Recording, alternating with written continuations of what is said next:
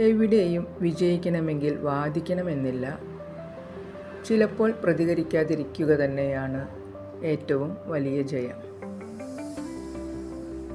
ജീവിതത്തിൽ നമ്മൾ കാണുന്ന ഒരു കാര്യമാണ്, ചില മനുഷ്യർക്ക് സത്യമല്ല കേൾക്കേണ്ടത്, അവർക്ക് നമ്മുടെ റിയാക്ഷനാണ് കാണേണ്ടത്.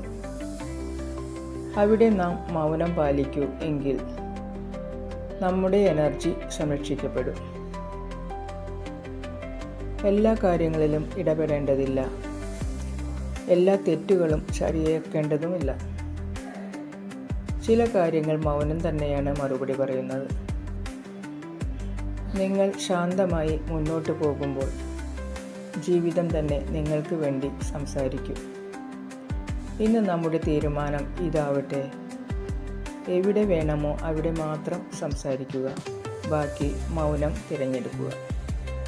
എല്ലാവർക്കും ശുഭരാത്രി, ശുഭനിദ്ര.